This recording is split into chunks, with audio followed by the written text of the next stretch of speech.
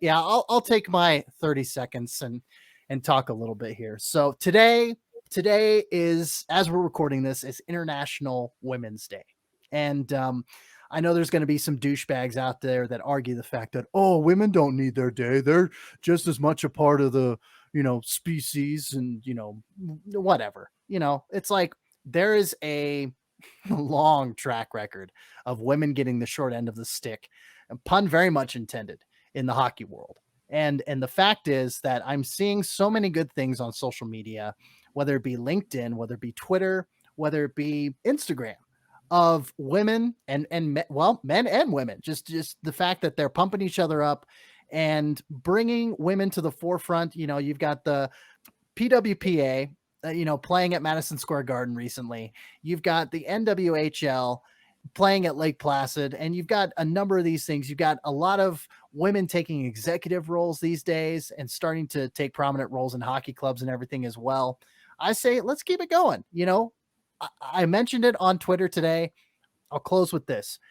I know there's only 3 AHL writers currently for Full Press Hockey because we're, just starting our coverage this season. I was the first one there, and I recruited these 2 ladies, Elaine Shercliffe and Paige Seward. They've both been on the show, and anybody who's listening and anybody who's got a hockey brain in their head knows that they know their stuff.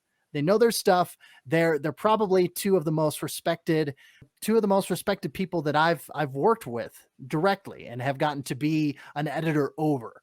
And their work shows it, whether it's in the audio form here on the Calder Farmstead or if it's in the written form at Full Press Hockey. Long-winded, 30 seconds short, International Women's Day.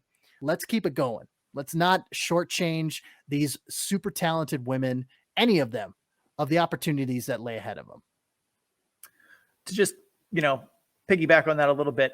Sure. 2 of the women in the hockey world that I love on Twitter are NN Stats. Her name is Namita. She just got hired by the Seattle Kraken to be one of their head hockey analytics people. She worked for the Philadelphia Eagles, helping run their analytics program. She's a fantastic follow on Twitter, does good talks about analytics and hockey. The other is Rachel Dory. Rachel is very likely going to be the first female GM in the NHL.